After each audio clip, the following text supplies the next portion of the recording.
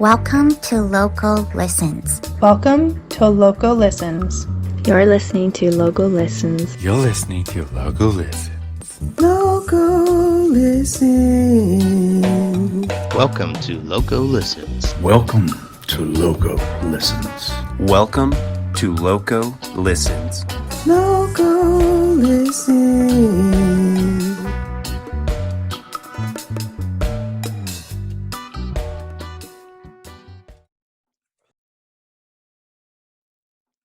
All right, my friends, welcome back. It's good to be here today. It's a very special day. Not only is it Cinco de Mayo, but is the day I'm finally getting to connect with a fellow New Englander.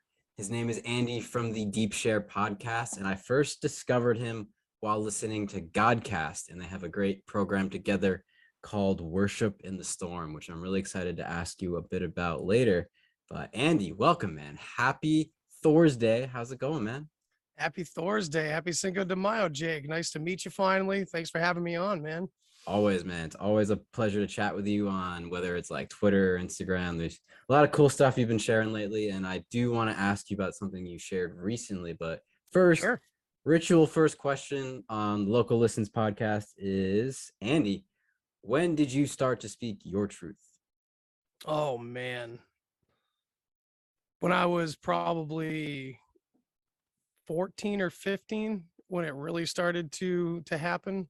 I was kind of like an early guy, but unfortunately for anyone that kind of turned on at an early age, you were just a weirdo. You weren't like the cool weirdo. You were just a weirdo. But yeah, it started in my teenage years, and then psychedelics really, forced the issue on me when I was 18. And then after that, yeah, I was just full blown into it. So it's been a long time. I'm 37 now. So right on, man. I'm 10 years behind you. And it's funny to think about that. Psychedelics kind of like force the door open. It's like once it's open, it's hard to shut that. Or, as Alan Watts would say, once you pick up the phone, or once you get the message, hang up the phone. But that's not always possible. It's not always not always possible. Dude, Alan Watts saved my ass, man, because psychedelic research and just contemplation without a lot of guidance in the contemporary world at the time, when I was like early 20s, I was just alone in a bookstore all the time, reading dead people right. talk about these things, and my friends got it to the point where they enjoyed tripping, but it wasn't what I had experienced or broken through or whatever. And so it was rough trying to like be awake back then in that early time.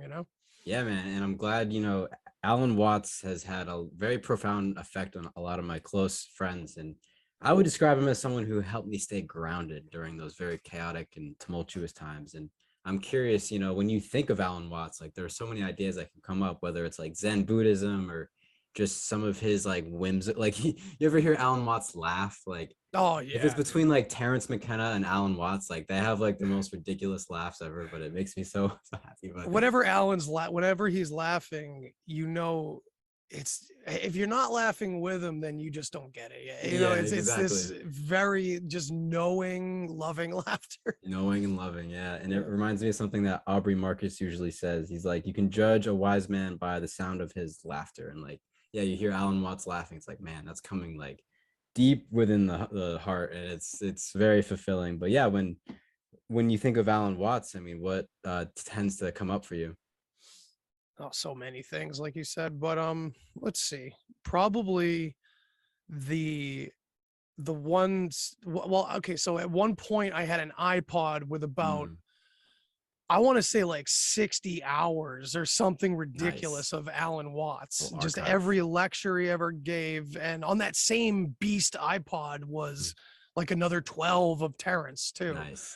And so I was just a landscaper, and I would be listening to these two fucking dudes the whole time. But this one segment he gave talking about the dream of life. And if you're not familiar, it's like a 6-minute thing that you can look up on YouTube too. They've condensed it and they've put cool music behind it and everything, waterfalls, space. Right. Very But ambiance. basically he's talking about like, what if you were able to dream whatever you wanted, whenever you wanted, you know, and eventually you would get bored with dreaming Right. whatever you wanted, and you'd say, okay, how about a surprise? Mm. And then even the surprise might get, you know, a little boring after a while. So then you say, okay, how about I dream a dream where I don't know that I'm dreaming and leave it up to chance? And he's like, and now you're dreaming where you are right now. And you know, Yeah, that it's whole like, thing. And then that here we are.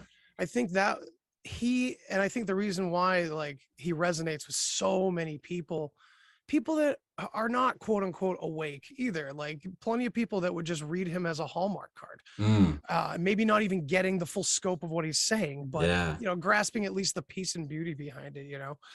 But yeah, I don't know. I love that you brought that up. Yeah, man. Like that, he referenced Leela, or like the play, you know, the this cast of archetypes that are playing throughout this dreamscape that we're in. And it also reminds me of lucid dreaming, because like it's the fact that, I mean, yeah, I've had a couple lucid dreams before, and it's amazing to be able to have control and to be able to make decisions like that. But you know, eventually you're like, all right, well, like, you know, let me sit in the audience and see what comes up, rather than being the director all the time. And yeah, so it's interesting to see those archetypes. Like, you know, you could be the director and like kind of tell them what to do, but sometimes it's interesting to kind of just sit back and watch it all unfold.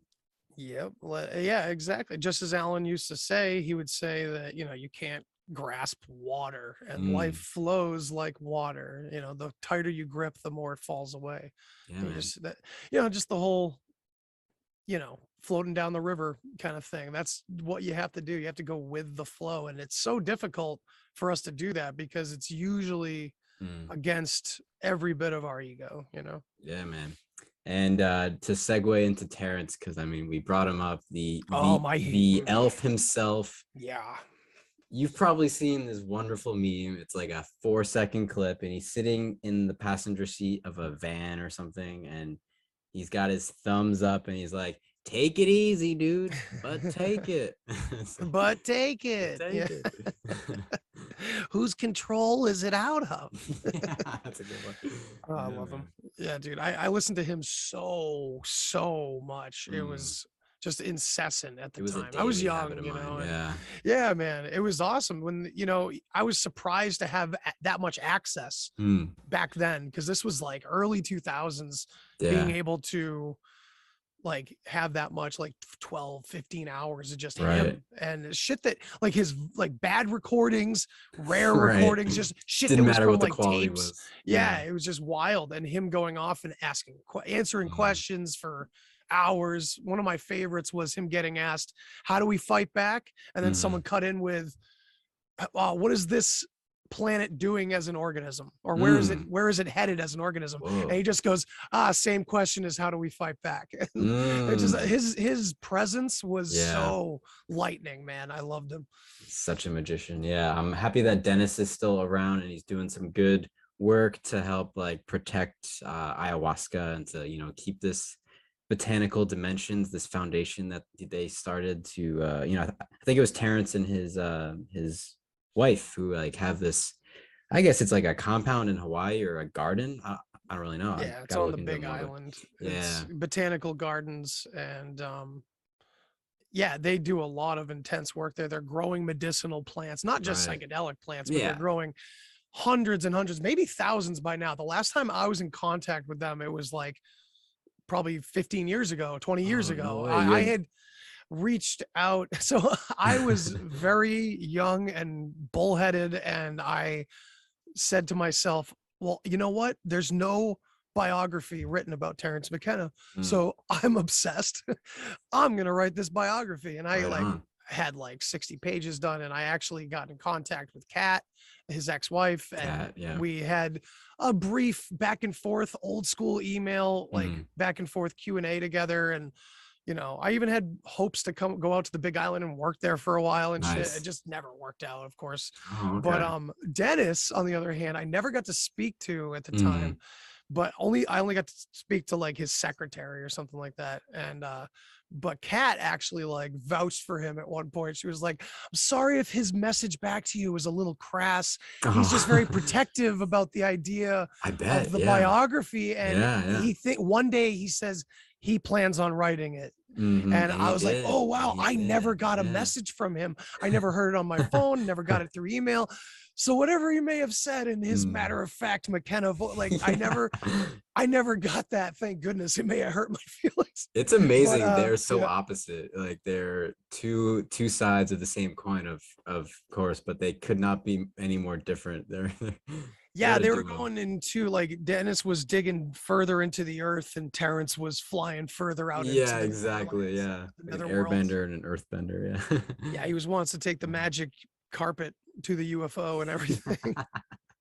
Yeah. Well, it was a lot of fun reading through the Brotherhood of the Screaming Abyss, which, if you guys don't know, it was Dennis McKenna basically writing the story of his relationship with his brother Terence, and it's legendary. It's right up there with all of Terence's books because it's adding on to the stories. If you love Terence, then it's just cool to like dig more and more into this very wild story, especially when they're in the Amazon together and they seem to go a bit bonkers for a couple weeks. Have Yeah. you read The Invisible Landscape?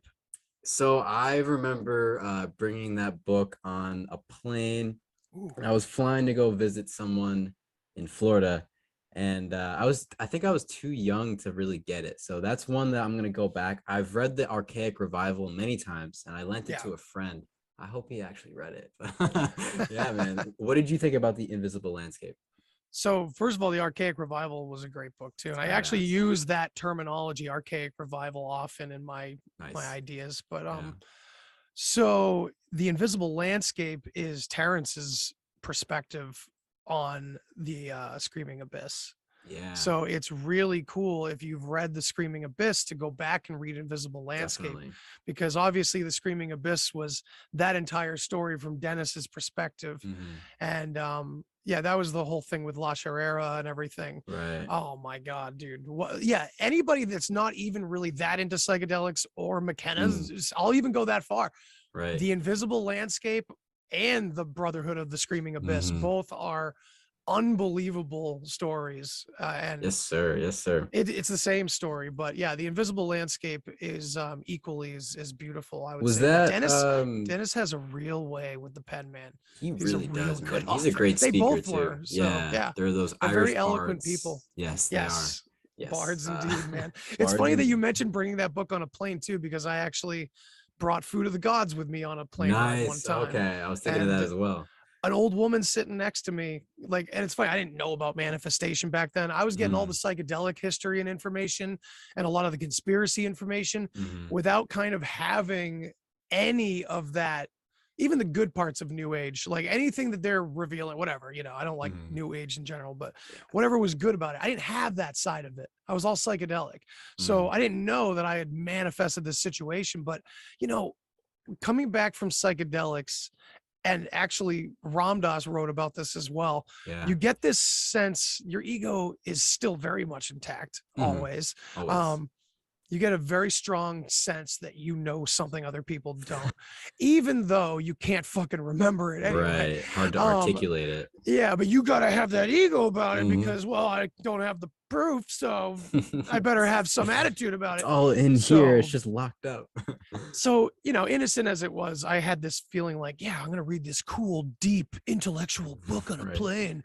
I'm this young guy that used to just like sports. And now Yeah.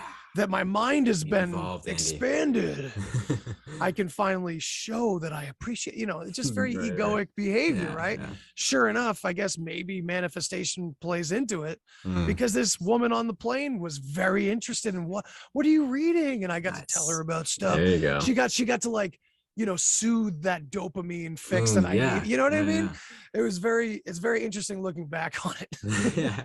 No, the Invisible Landscape, was that when he was bringing up the I Ching and the time wave theory? Because like I've been thinking a lot about like he's got the computer model of the time wave, and it's like there's spikes in novelty and then it drops into habitual time. And it's like the whole theory is, I think I've got this right, is as time's progressing, the rate at which novelty is appearing in our dimension is increasing. So like basically, in other words, life is becoming more and more complex as time goes further, and it's becoming more complex at a faster rate every day, and each and every day. I mean, since 2020, we could say that, right? I mean, what do you think about all that?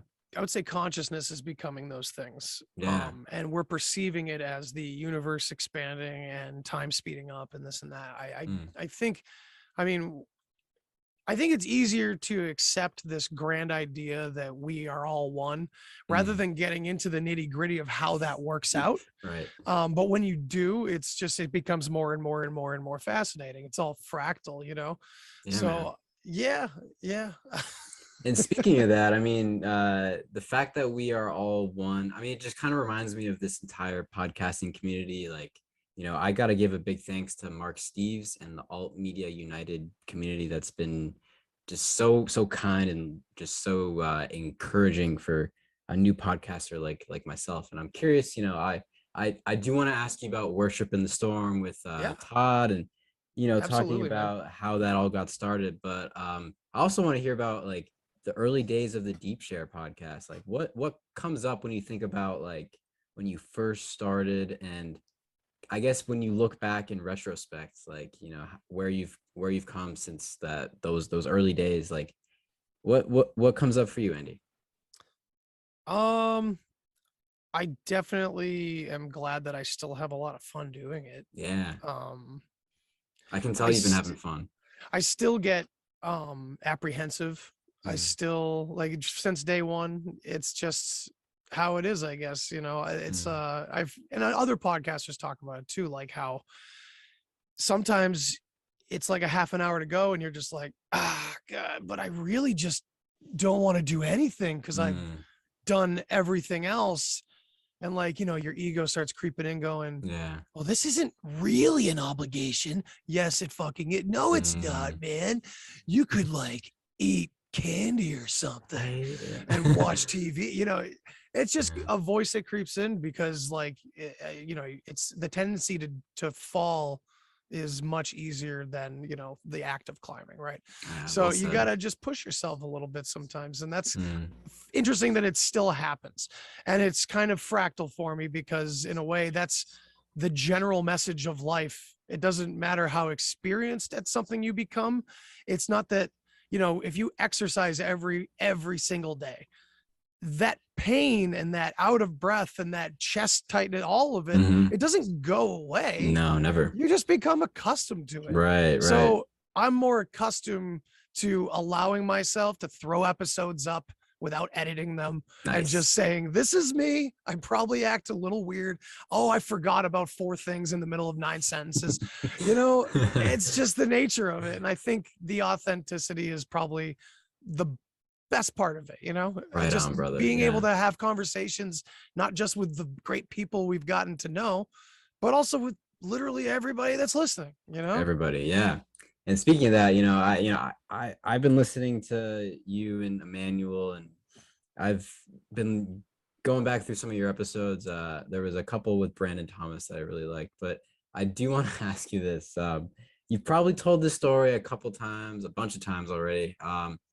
And it has to do with a baseball game and this encounter. Now, I've been diving through the Divine Comedy, and we have like Dante's Inferno, and he's led through hell by Virgil, and that's like his spirit guide. And so I'm just using this as a segue to ask you, I dig it. Can you tell us about this story, about this encounter you've had with a certain individual at a baseball game? Sure. Yeah, that was one of 2 encounters that I've had with that individual. That was the first baseball one, game right? was the first one. Yeah. I think I was a sophomore in high school, and I went to a school where if your parents had money and they were willing to shill it out, then the kid got special attention. And so I was like hitting 10th in the lineup and getting no attention, whatever. Yeah. And I was bummed out because in town I was aggressively one of like the better players in my age group and all that, and so it was like a shock, right? But eventually, whatever, I'm still playing. I love the game at that point, and I'm on deck against this team around here, and bases loaded, literally down by 3, literally last inning. I'm like, this is pretty wild. The Hollywood moment. This is stuff that I would literally fantasize about in my backyard, with or without friends, just me and my bat and ball. And so I'm up on deck, and this dude behind the batter's cage, this old dude, is just like, hey you, hey kid. I'm like, oh Jesus, all right. Hi. And he's like, the wind's blowing out for you, kid. Yeah, he's just like weird, right? He's saying this like, yeah, the wind's blowing out for you. I'm like, okay. And I know what that means. Yeah. And so I get up to the plate, first pitch, grand slam into the far softball field outside of the field. Walk off, finally recognition. That's literally eventually what set me off for like the next couple of years anyway, of more opportunity in baseball at that point. Man. And that fucking guy was behind the backstop. I looked over at him just like in a movie, right? Like, where's that guy? Where's that? And he's there, and he's got this like knowing smile. I'm like, come on, man. Like, what is this? So time goes on. I don't even know if I really told anybody about him that night. I think it floated away. And fast forward years later, baseball's over, pot and drugs and hanging out with friends and reading about crazy psychedelic trips. That's graduated at that point. Yeah. This is fast forward like 3 years at that point, 2-3 years. I gave up sports, saw the ridiculousness of it. So my friends and I are at a bookstore, and we're all talking about the same crazy stuff. And we're just sitting there in like the cafe area, and there's a dude sitting in the booth next to us with a laptop, and I don't notice it. No one notices it except our friend Jen notices that he's just like typing furiously and making weird movements on the laptop. And so that was weird. She mentioned that later on. But anyway, he asks her for help to do something on there. So she goes over there. I think my buddy and I paid the check, and we all eventually went outside. And what the hell happened? Let me tell this right. So yeah, we didn't go outside yet. We went and just looked at more books or whatever. So eventually we left. We go outside. We're walking to our cars. I'm back then. I'm the most ridiculous human with like crazy raver hair and like huge parachute pants. Nice. And I got a cigarette hanging out of my mouth, and I'm like 18, just a ridiculous human. Looking through my big pockets for my lighter, and I can't find it anywhere. I'm like always losing shit. Always. And so my friends keep walking, and I stop to really look, and this guy, hey kid, you need a light? And I look up, and I'm frozen. It's like deer in the headlights because I don't even realize that I completely understand that I remember this guy. The voice must have got you, right? The voice got me immediately. And then the look, it was like, oh my God, okay, there's that face again. But it was 3 years later, but I don't know. And so he says, he gives me a light or whatever. I'm like, thanks, man. It was just crazy that you just showed up here. What a coincidence. He's like, nothing's coincidence, man. There are no such things as coincidence. And I'm like, just like 6 months turned on psychedelically. Like, what? This stranger just said what? Starting to tune in. Yeah, man. So I'm like, oh, dude, were you hearing what we were saying in there or something like that? And he just like shook his head. He's like, listen, Andy, you can't believe in coincidences. Don't believe everything you hear, and don't always believe what you think. And he knew my name, and I didn't even think about it at the time. I gave him his lighter back. I said, see ya. He said, see you around. And I get back into the car. My friends are having their own story going already. I'm like, you guys, like, again, it's like a movie. Like, you guys wouldn't believe it. No, shut up, guy. You wouldn't believe. And then wait a minute.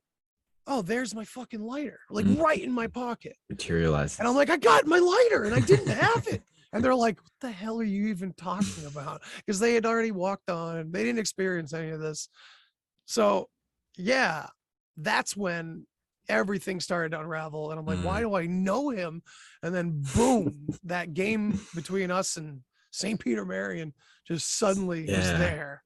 And I was like, holy shit, immediate chills and everything. And it, like, unfortunately, like, psychedelics and all this crazy information is, I don't know, man, back then, back in the early 2000s, where I just didn't know where to go. If there was a community, if there was like a vague online community going on, it was very, very difficult to primitive. find. You know, I had TV and you know, very slow internet at the time. Were you on Arrowwood at that point? Like, I'm not sure when Arrowwood started, but I'm not even sure, man. Yeah. I'm not even sure if I really ever used Arrowwood as a source of anything. I don't know, but I like remember, to dig through sometimes. I remember like fucking bibliotecapleiades.com and shit. Oh, like wow. that. Okay. Yeah, dude. Crystal something.com. There's another one. All these classic old new age crazy websites that you'd load up. But yeah, so there wasn't much of a connection around me to deal with any of these thoughts. And I think that's why this stuff can be a blessing and a curse. It can be damaging. For a long time, I was like, why? I can't buy that psychedelics are some sort of psyop. I can't do that because it's me. I was interacting with myself. There was no denying it at the time. It was all me. But why does the CIA love it? Why is the government so willing to give it away now? They're okay with the research and it's all coming together. But it's because in the wrong hands or untrained hands, it's fucking damaging mentally, emotionally, with fire, isolating. It's Plato's cave and the guy being beaten to death by his friends rather than they unlock themselves and join him outside in the sun. You know, the OG cancel culture, man. Dude, and it was just silent. It was just, there was just MySpace and shit. Right. So yeah, it was a crazy time. I don't even remember what your original question was, but it was the story about the dude. Yeah. So yeah, unfortunately, really well, by the way, that wild event, or the two events in my life, still waiting on a third, right? Things come in threes. Yes, they do.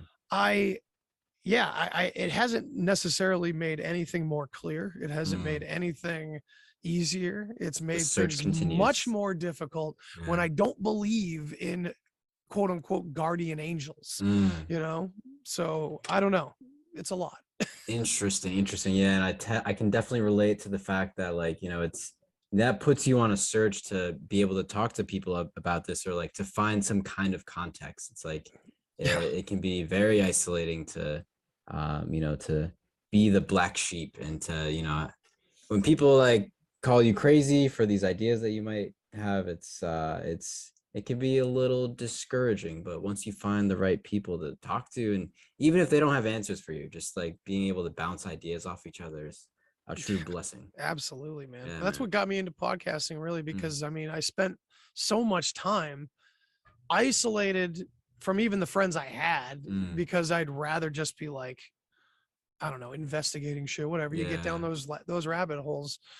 But you know, it's good that I now have so many connections to people that also think this way. You know what I mean? I had a couple growing up that just skimmed the surface, you know. And I went into this community like, how much do I get to talk about? Like, you know, just listening to tons of podcasts. You know, I kept thinking, I have more to the story that I want to share that no one's really saying, at least in the words, the way I want to say it. And maybe it'll spark something in somebody else, you know? And absolutely. And it seems like it has. And then those people reach out to me, like you and so many others, that not only start their own shows, which I fucking love, but also inspire the hell out of me with new ideas and new angles and new things to look into. Because there's no hierarchy here. We're just coming alive here and getting together, you know? You had a great tweet about that recently. It was like, you know, it's just the fact that there can never be any sort of hierarchy in this quote unquote truth community.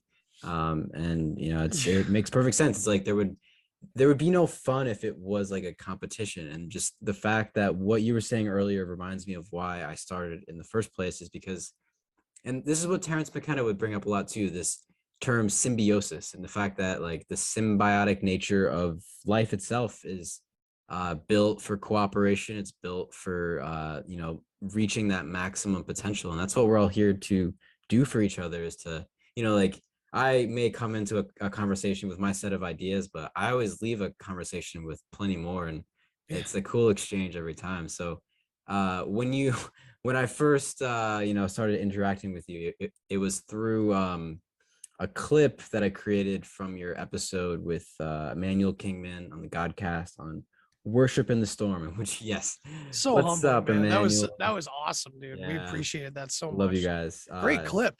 Thanks, And man. one of my favorite shows of all Yeah, time, Lost by the is way. great. Yeah, I am planning to do some serious work on that show, and I would love to find all the others, ironically, find the others and get anyone who's appreciated that show onto like a round table. And I'm thinking Count me in. the island itself Live together, is die very alone, brother. fascinating. Live together, die alone. Yes, sir.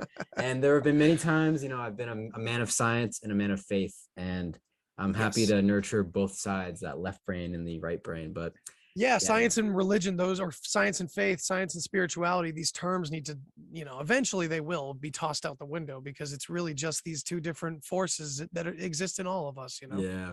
Ironically, too, I'll just add this quick point before we talk about Worship in the Storm.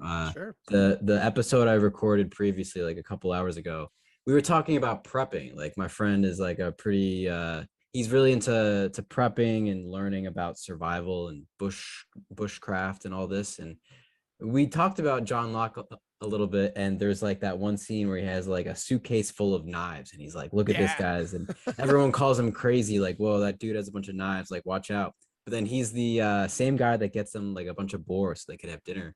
And then later he ends up in this hatch, which is like the prepper bunker to end all bunkers. Yeah, dude, fucking crazy, man. Yeah, man. Hit the button. Don't forget to hit the button, man. Yeah. There's some cool numerology. I'm gonna have to, we're gonna have to recruit basically for the Dharma Initiative and get people together so we can so we can dive into this. Yeah, interesting shape there with the Dharma Initiative. Yes. There's a lot to dive into. There's a lot there. Yeah, just one season at a time is I think all we're gonna be able to digest. But yeah, I mean, it's funny too, because we will inevitably get lost. Yes. No pun intended, with what was intentional and what was not. Exactly. And I think that will be a very interesting fractal or parallel to our real world. Yep. Because a lot of the shit that we come up with is our own fears and our own fantasies that we tie together in the wrong way. It's like, I could see how you did that, but no, that's not, it's just fear. It's just fear, and I think we could do that a lot with Lost, because a lot of that show was thrown the fuck together. Yes. J.J. Abrams just dumped about 15 fucking plots on Lindelof and the other guy. And we're like, okay, have a blast. I'm out of here. I'm going to go make Star Trek and then Star Wars and everything else. Yeah. That's amazing. So just to pull this all together, and I'm so happy that because I sent this, or I posted this not knowing if you guys have ever seen Lost, or not knowing if like anyone was like, oh, like I understand that reference. And this clip, you and Emmanuel are speaking about the power of this community. And I'm someone who went through a bit of a period of time where my vaccination status determined my eligibility to participate in the family for a while, and that's since that's been reversed, and we're all on the same page now. We're all pretty cool.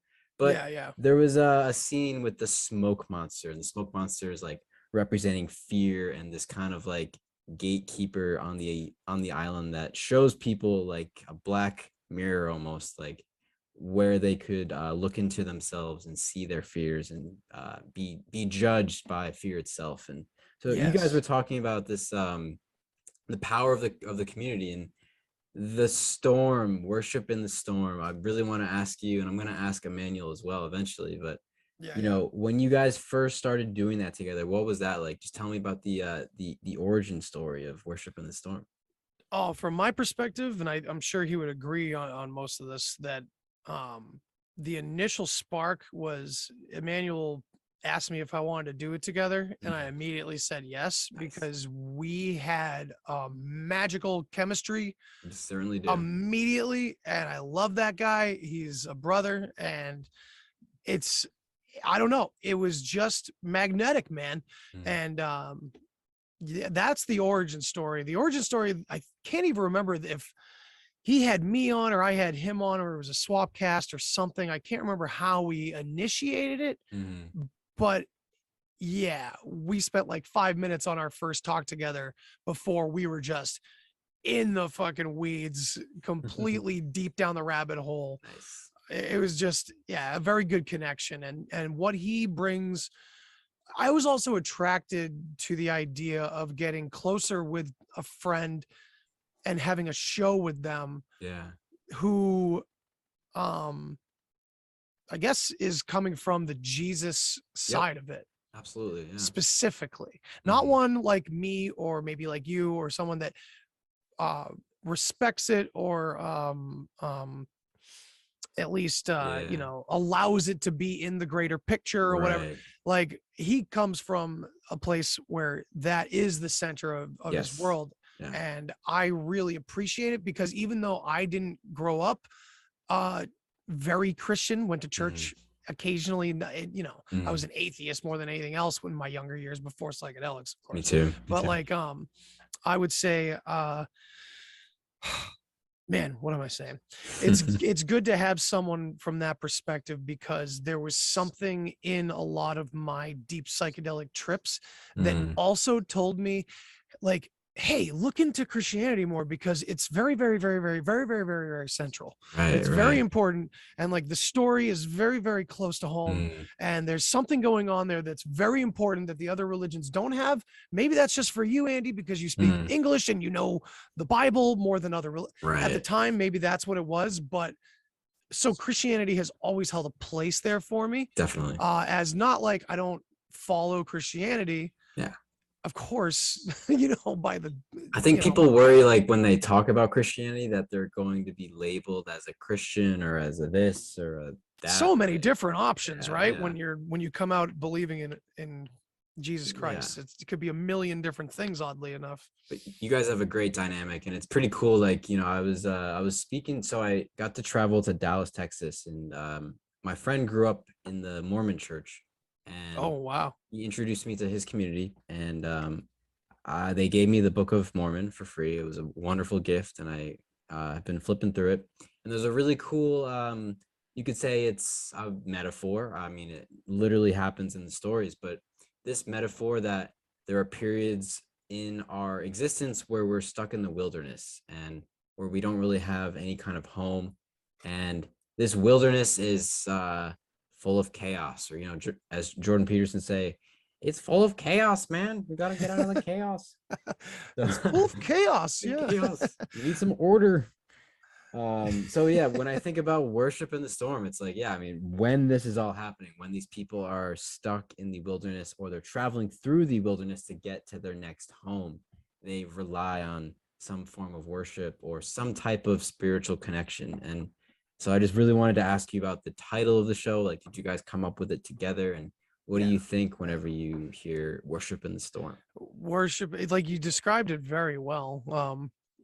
It can be looked at many levels. And that was kind of what we joked about, like, you and your fractals, Andy, you know, it's like, because it is so many different definitions to it. But like, mainly it's that we are in this big community of vaguely like-minded people, but very different people with very different views, and that's very awesome and important.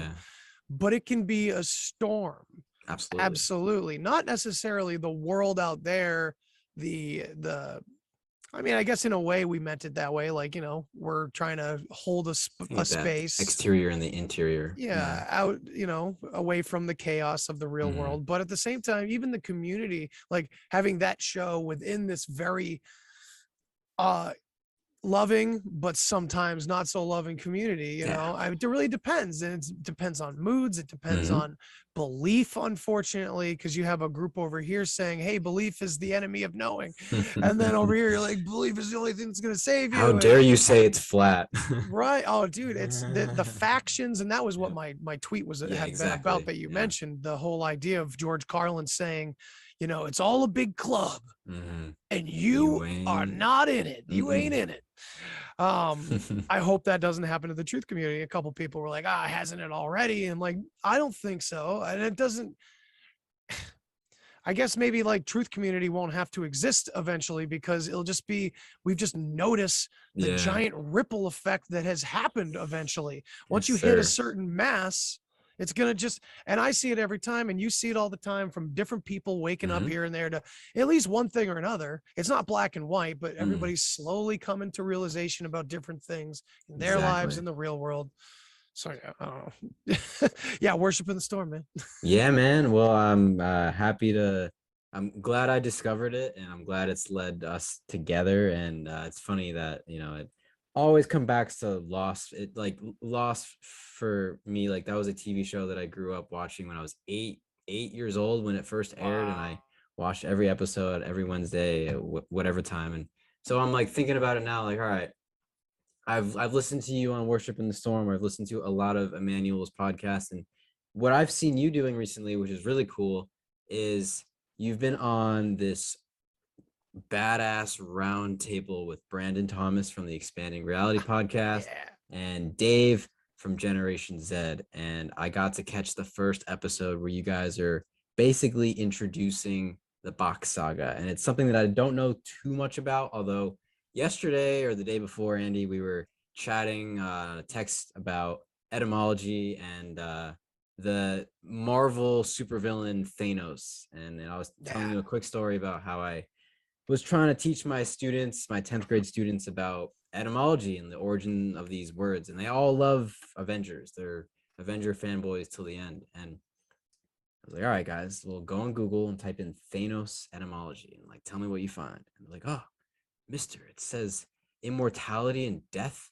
What does this mean? Why is Thanos, why'd they name him that? And yeah, it starts a really cool conversation. But would you like to fill us in? I mean, what's been going on with that roundtable? What do you guys call yourselves again? I can't remember. So Brandon and Dave started like a Patreon show together, and I think it's called it like Generation. Fuck, I can't. I'm gonna butcher it if I even try. But it's like amalgamation of Deep Generation Reality. Yeah, Generation Reality. That's what it is. Okay. Forget my own show. So Generation Reality, and they've been doing it, I think, a few episodes before I even got involved, and they invited me on as like kind of like a reoccurring guest or like part of the host whenever I could make it, Cool. And so the reason why we did the Bock Saga was because, of course, I've been going off about it for a while with my fascination with symbolism and ancient history and everything. But I wanted Dave particularly to have that perspective, because he has so many other perspectives, man. Yeah. Dude, Dave's mind and his collection of information and everything he brings to the table is fucking second to none, So to give him more was a pleasure, and to see where it took us in that episode. And of course, the next ones are behind, the Patreon paywall, but it's cheap. We get, all three of us are putting out a lot of content on those things. Yeah. Like, we're just all over the place, and I love seeing that. So many combinations are happening, Yeah, man. I love it. People are just getting together and forming these new bonds, and it's just like a crossover episode. It's constantly alchemical, man. Every new alchemical process leads to more alchemical processes. It's just fascinating to see. Exactly. Well, speaking of ancient history and this fascination with the Bock Saga and other topics in that line, especially with like Tartaria or like any kind of great reset, you recently shared on your Instagram the discovery of this, I'm not sure what to call it, a village, a city, this area that was potentially a safe haven or a sanctuary during the Ice Age. And I'm sure that this is kind of fresh because I'm pretty sure you posted it like 9 hours ago, maybe. And you're on mute, buddy. Yeah. My bad. I found that early this morning too. Yeah. And I just had to, I wanted to post about it on Twitter just to show a bunch of different people that are interested in those areas of study. Yeah. And before I could even tweet it, that's why I put the picture up of like Twitter blocking me from sharing the news story. Well, you're welcome to share your screen if you would like. And I'm curious to hear what you think, because the Ice Age is tough for me to wrap my mind around, because it's just hard to imagine civilization, happening at all when there's just nothing growing, or I can't really imagine what the ice age was or what it was actually like to live through it. But then knowing that there were these warmer areas that had survived this cataclysm, it just really it makes my head buzz a little bit. What do you think? Oh, dude, yeah. The many, many, many different stories about, our beginnings is confounding when you really dig into it. How many different accounts from all over the world that I consider all the mythologies part of what we have to really take seriously, at least in some sort of context. So that being said, there's so many different theories about what happened, and you throw Fomenko into it, Oh yeah. and he's removing thousands of years or something. So it's like, which then leads to feelings of divide and conquer kind of subtly being put in there. Things are getting older, or things are getting not as old. Like, what is happening? It's just, there's a lot to it. Yeah, it's good to stick to the the speculative mindset, like with Fomenko or like any of these timeline theories. It's cool to consider all of them, because they all have something interesting to reveal, or will change the how we look at architecture or the landscape, and how certain natural formations came about. And so what did you notice in this article? And I'm glad you got to write a pretty detailed caption. I got to get a lot out of that too. So this is all based around the Hiltsuk, I'm probably mispronouncing that, nation in British Columbia. And archaeologists have discovered a 14,000-year-old settlement, and they've been able to date it from things in that region or whatever, that area. And they've been able to basically prove on a physical archaeological level that, this changes everything basically about, the dates. And this is one story out of many about the Americas and our misappropriation of where people went, and who was here first, and what the timeline is. As Graham Hancock says, and I said it in my post, shit just keeps getting older, and that Older and older. again holds a lot more weight than Fomenko. Honestly, he's not Graham Hancock. I will say that about him. I hope he's not turning in his grave, but whatever. So this is what really stuck out to me, of course, was the Ice Age part. The idea that this was a place that all the peoples in that region have said for thousands of years as folklore, that this was the one place that didn't freeze during the Ice Age. And so I haven't done it yet, and it says nothing about it in the article, because they wouldn't make this connection. But connecting it to the Bock Saga, I'm wondering if there's any sort of atmospheric or weather patterns that take place, or that may have taken place, I don't know if they could prove that or whatever, in that area, that would have possibly caused that phenomenon. Because similarly, that is the story in the Bock Saga, that this one area was isolated from the ice. Isolated, that word can be phonetically taken apart in the Bock Saga's root language. But so that one area was cut off and secure because of the Gulf Stream here in America that goes all the way over to where Finland and Helsinki was in this Bock Saga. So it was just an immediate connection that I made to that. And then when they blocked me from sharing it, I'm like, that's interesting. That's very wild. Yeah. Anytime there's any suppression of information or anything like that, I mean, it's hard to overlook that, because I mean, why would anyone want to hide this kind of information? Like, it doesn't look like there's any buildings there. I mean, this is just like an aerial image that we're seeing here, but there may be better imagery coming out soon. This is a pretty recent story, obviously, but considering it's on allthat'sinteresting.com, I'm not sure how reputable that site is. Maybe the algorithm on Twitter blocked me because of that. I mean, that's happened before many times. Try to put a banned video up there. Yeah, exactly. The disinfo. The whole new branch of the government is probably cracking down now. They're like, oh, if it's from this unreputable source, then it's not allowed on Twitter. But no, I don't think that's gonna happen. But we'll see what Elon Musk does. Right. Yeah. Yeah. I don't know about that. I don't know about this guy. I don't know. I don't know about that guy. I don't know about that guy. So there's another interesting connection. When I was listening to that first episode with you and Brandon and Dave, like I said earlier, I've been digging into the Divine Comedy and Dante's Inferno. I'm gonna go through the Purgatory next, which I'm gonna mention in a second. But at the way bottom of hell, like the ninth circle, it's all ice. And I remember hearing you guys talk about Atlantis. It's a land of ice, a land of ice. Alt land east Land east. all the land is ice. Yes, sir.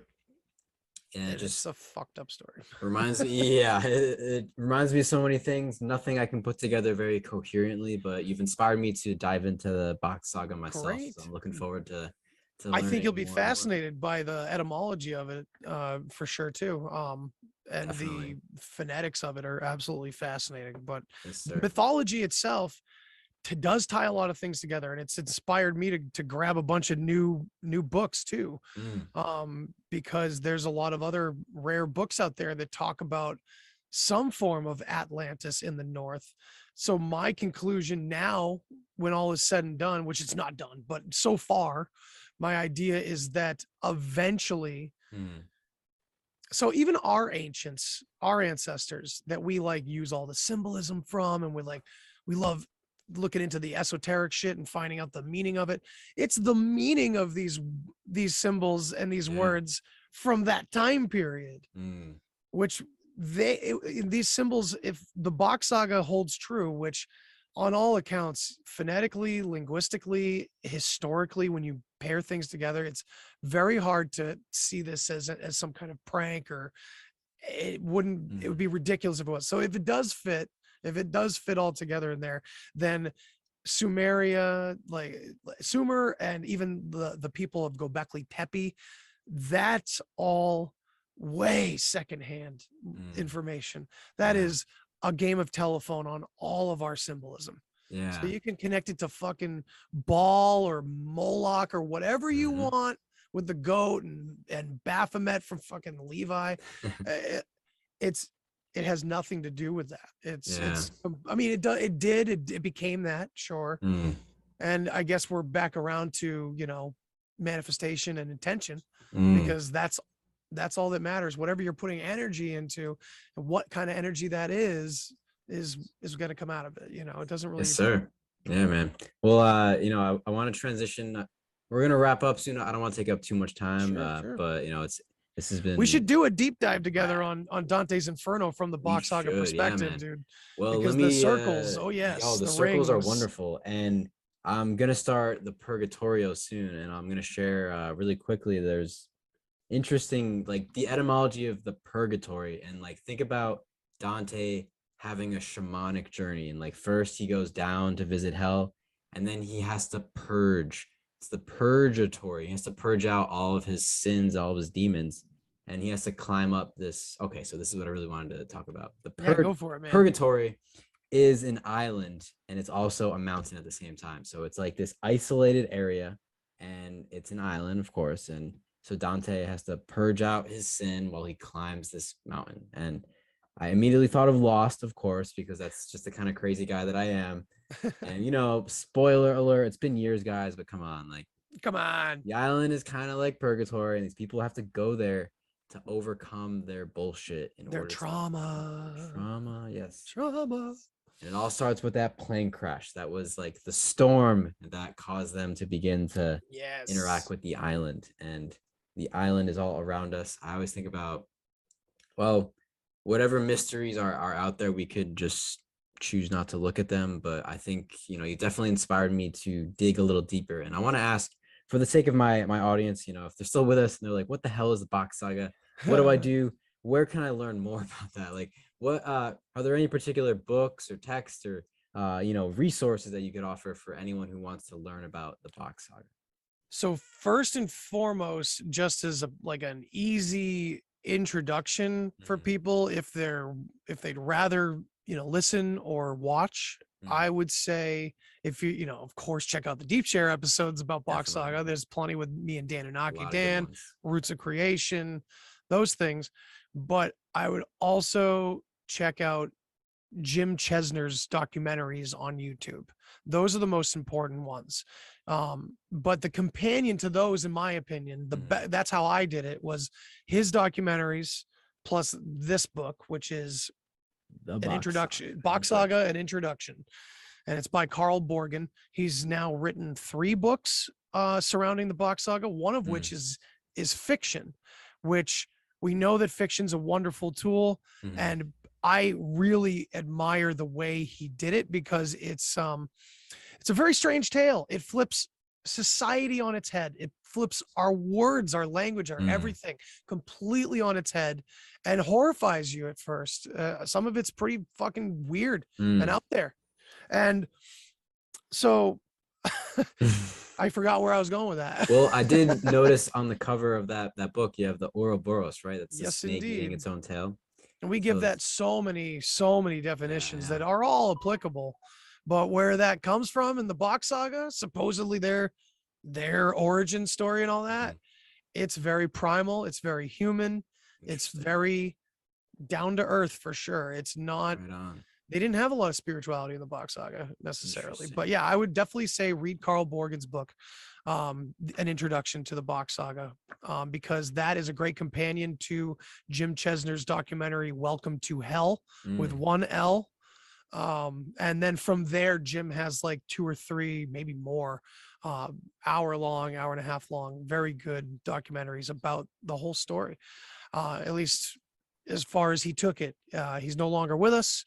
He was a great resource and a great person, and really shared a lot of information with a lot of Westerners that didn't get a chance to understand what the Bock Saga was before this, because it's only been around in the public since the mid 80s.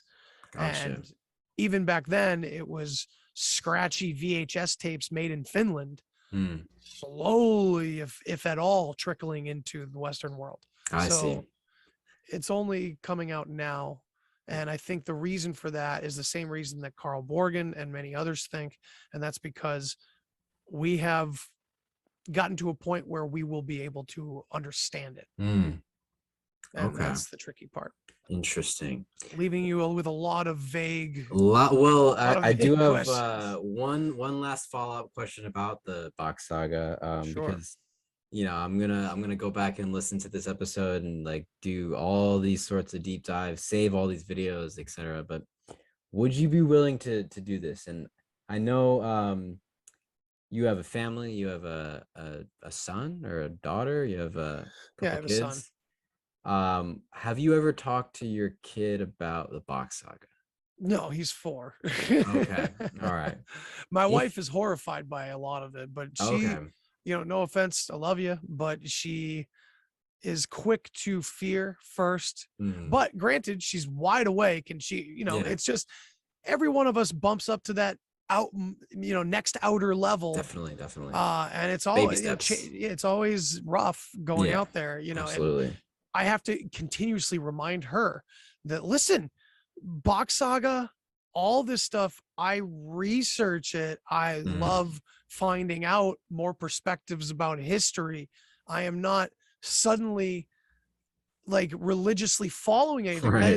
You're just researching. And, it's unfortunate because, like, not to get into a whole different conversation, but, it's like, hey, amongst loved ones and friends and family, it's like, dude, how well do you know me? Come on. Like, my wife of all people knows that I don't like get into any camp. I love entertaining every camp and definitely and looking at all of it. That makes life a lot more fun. And so I absolutely have not told my kid about it. And I will not when he turns 7, which in the Bock Saga is a particular age. And no. Okay, so I didn't realize that there was a lot of, like, I guess you could say, like, disturbing elements, because I was going to ask you this, disturbing to our contemporary brains. Absolutely. For sure. To step back and understand the very primal and, what the implications are of possibly this very proto-human story is unreal. So 2 very different things. Personally, all set with what they're doing. Yeah.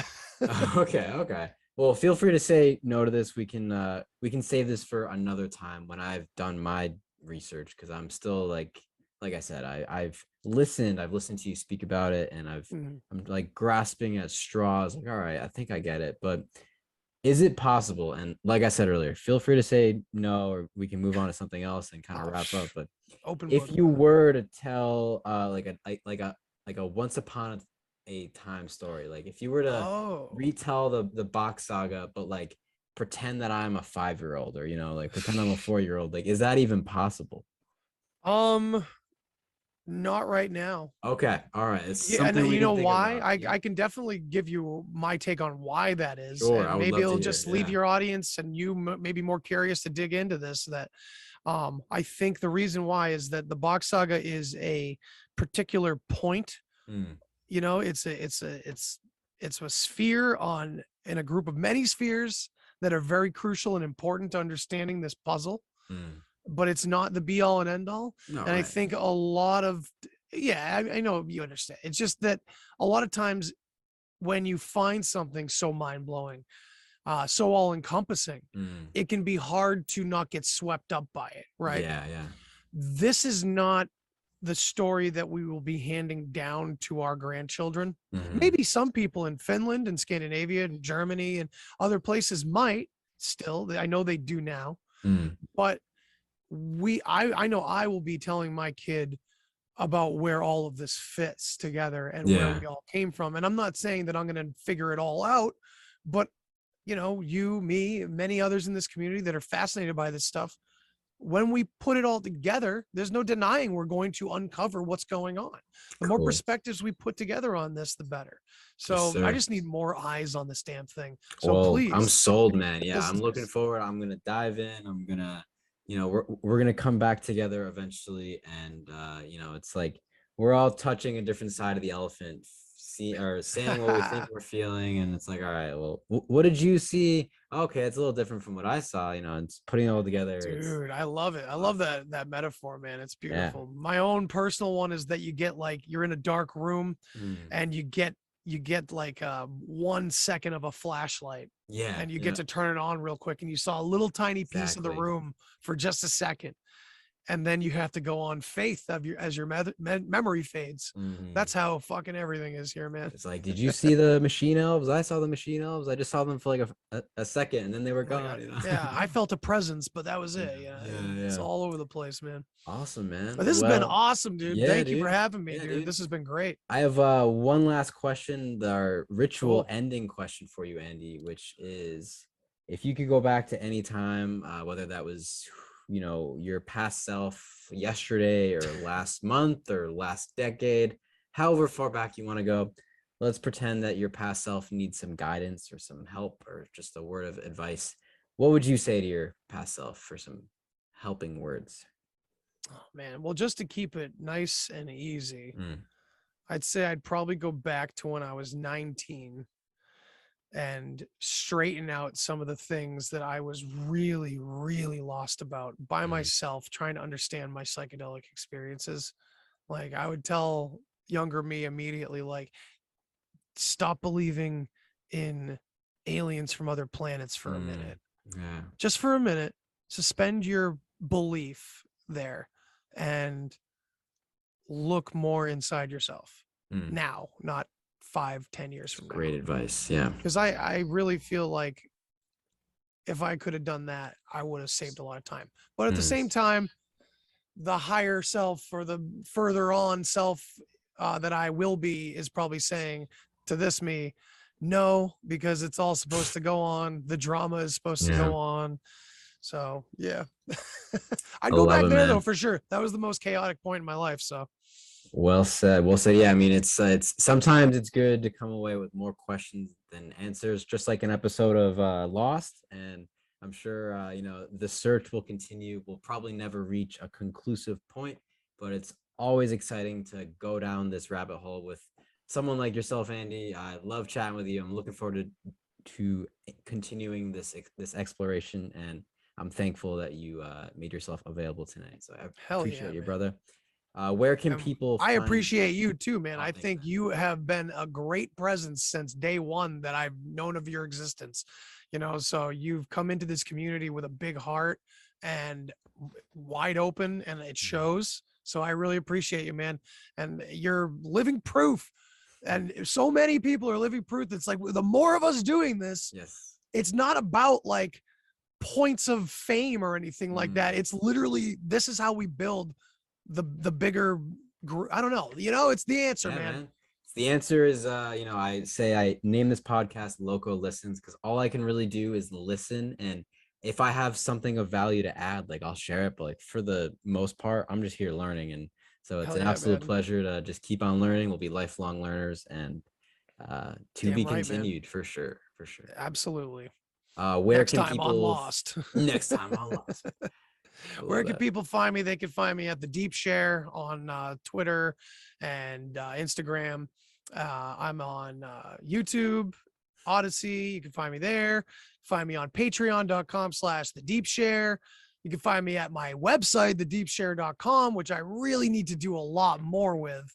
But I'm trying to do a lot of different things, and I'm all scattered all over the place. So it's all going to come together, man. All coming together, yeah. It's all coming together. So 1 minute at a time.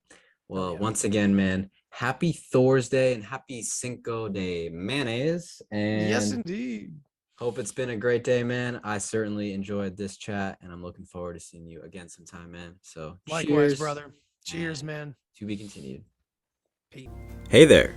Thanks for being here on the outro of episode 12 with Andy from the Deep Share podcast. What a great guy. We got along instantly, and it's really cool just to think about, well, there's so many people out there who are like-minded, who think the same way as you, and you can just reach out to them and, man, have a great conversation. That's exactly what this was.